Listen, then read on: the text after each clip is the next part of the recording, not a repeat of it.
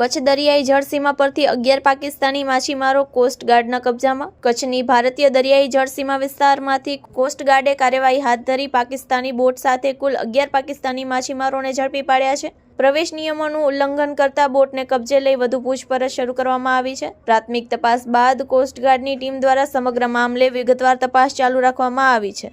Report by Hitesh Joshi, Bhuj.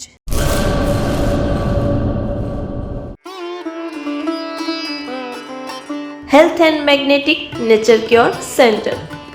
Mud therapy, magnet therapy, shiatsu, ayurvedic massage, all type of herbal treatment.